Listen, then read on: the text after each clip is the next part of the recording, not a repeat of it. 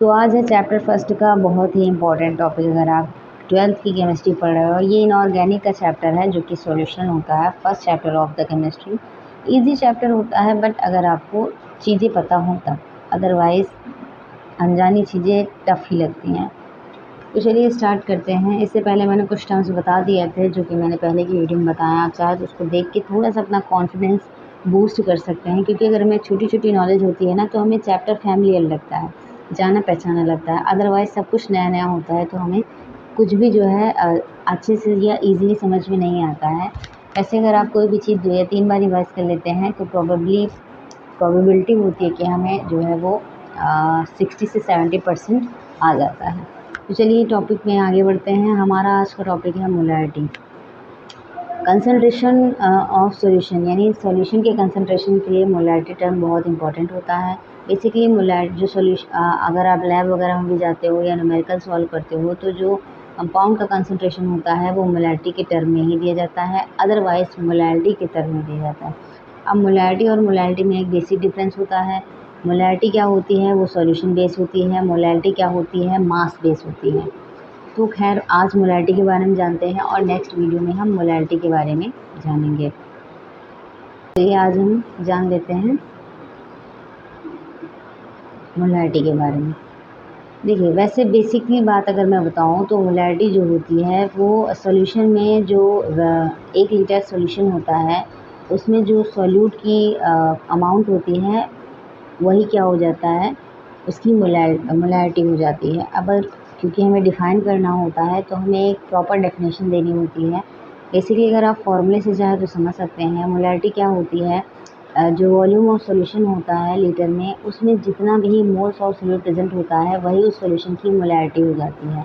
लेकिन अब अगर आप स्टैंडर्ड डेफिनेशन की बात करोगे तो आता है molarity of a solution is defined as the number of moles of solute present in 1 litre, यानी 1000 ml ऑफ सॉल्यूशन। ये ध्यान रखिएगा कि हमें सॉल्यूशन हमेशा लीटर में लेना होता है। अगर सॉल्यूशन हमारा ml में आया है देन फर्स्ट हमें लीटर में चेंज करना होता है, देन हम न्यूमेरिकल को सॉल्व करते हैं। ठीक है, तो यानी जो हमारा 1 लीटर सॉल्यूशन में जितना भी हमारा सॉल्यूट प्रेजेंट होगा वो क्या होगा, उस सॉल्यूशन की मोलैरिटी हो जाएगी। अब यहाँ पे देखते हैं मोलैरिटी, ये तो जो फॉर्मूला है उसी को जो है हमने डिफाइन कर दिया है कि एम। इसको एक चीज़ और ध्यान रखिएगा, मोलैरिटी कैपिटल एम से डिनोट की जाती है, वेयर है जो मोलैलिटी होती है वो स्मॉल एम से डिनोट की जाती है। एन हमेशा जहाँ पे भी आपको n/v मिलेगा बस समझ लीजिए कि वो मोलैरिटी के टर्म में है, यानी कंसंट्रेशन ऑफ द सॉल्यूशन है। इसमें आगे जान लेते हैं। इसकी कुछ की पॉइंट्स हैं, ये बहुत इंपॉर्टेंट होते हैं एमसीक्यू पर्पस से। अगर आपका एमसीक्यू आता है तो मतलब अगर आप एमसीक्यू पे ध्यान देंगे तो उसमें से एक क्वेश्चन ऐसा ज़रूर फंस जाता है जो मोलैरिटी के टर्म में आता है। It is denoted by capital M, SI unit mole per litre. आप ऐसे भी जान सकते हो, मोल्स ऑफ सॉल्यूट के लिए यूनिट हो जाएगी मोल, और सॉल्यूशन के लिए आपने लिया है लीटर तो क्या हो जाएगा, मोल पर लीटर, यानी mole litre inverse. It is a temperature dependent quantity, यही इसका मेन पॉइंट होता है, temperature dependent quantity. That's why molal, एक क्वेश्चन ऐसा आता है कि इसमें से कौन सा होता है जो टेम्परेचर डिपेंडेंट नहीं है, देन हमें चूज़ करना होता है। तो हमारा जो करेक्ट ऑप्शन होता है वो होता है मोलैलिटी। मोलैलिटी जो होता है वो टेम्परेचर डिपेंडेंट नहीं होता है। इस पे टेम्परेचर का इफेक्ट इसलिए भी नहीं पड़ता है क्योंकि वो मास पे डिपेंडेंट होता है, ना कि वॉल्यूम पे।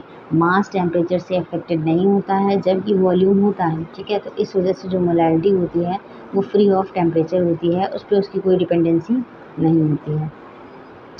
It depends on moles of solute and volume of solution. If volume changes but moles remain same, molarity changes. क्यों, क्योंकि डायरेक्टली किस पे डिपेंड हो रही है, वॉल्यूम ऑफ सोल्यूशन पे।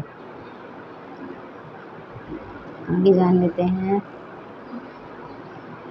If moles changes but volume remain same, molarity changes. यानी कुछ भी चेंज होता है तो हमारा मोलैरिटी चेंज होगा क्योंकि वो दोनों पे डिपेंड हो रहा है। ठीक है, नेक्स्ट हमारा देख लेते हैं इससे जो रिलेटेड फार्मूला हमारे निकल के आते हैं। मोलैरिटी के लिए m = n/v। अगर आपको मोल्स ऑफ सॉल्यूशन निकाल, और ये होता है क्वेश्चन में आपको मोल्स दे दिए जाते हैं लेकिन आपको मोलैरिटी निकालनी होती है, या मोलैरिटी दे दी जाती है और आपको नंबर ऑफ मोल्स निकालने होते हैं। तो ये सभी इसके उसी से डिराइव हुए फॉर्मूले होते हैं जो आपको याद रखना होता है। अगर आप इस फॉर्मूले को याद रखोगे तो बाकी सारी क्वांटिटी आप निकाल लोगे।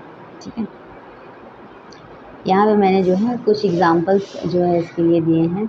जैसे देखिए, पहला हमारा है calculate the molarity of a solution prepared by dissolving 5.85 gram of NaCl, molar mass इतना है, is enough water to make the final volume 500 ml। अब पहले ही देख लीजिए, ये 500 ml में दिया गया है, इसको हमें किस में चेंज करना होगा, लीटर में। मोल्स, अब क्योंकि हमें सबसे पहले ये जानना होता है कि सोल्यूट क्या है। देखिए, जिसकी क्वांटिटी कम होती है वो होता है हमारा सोल्यूट, यानी NaCl क्या हो गया, हमारा सोल्यूट हो गया, और जो हमारा सोल्यूशन का वॉल्यूम आया वो हो गया 500 ml। अब पहले हम निकाल, क्योंकि हमें फॉर्मूले के अकॉर्डिंग क्या चाहिए था, मोल्स ऑफ सोल्यूट चाहिए और फिर हमें वॉल्यूम चाहिए। अब हमारे पास वॉल्यूम तो है लेकिन हमारे पास मोल्स ऑफ सोल्यूट नहीं है, और मोल्स निकालने का फॉर्मूला होता है मास बाई मोलर मास। तो यहाँ से हमने NaCl का क्या निकाल लिया, मोल्स निकाल लिए, फिर हमने इस वॉल्यूम को किस में चेंज कर लिया है, लीटर में, और बस इस फॉर्मूले में पुट कर दिया, तो हमारा आंसर क्या आ गया, 0.2 मोलैरिटी CI। इसका मतलब जो सॉल्यूशन है वो क्या है, 0.2 मोलर सॉल्यूशन है, यानी उसकी मोलैरिटी 0.2 है। ठीक है, इसमें आगे जान लेते हैं। दूसरा है calculate the molarity of solution containing, calculate the solution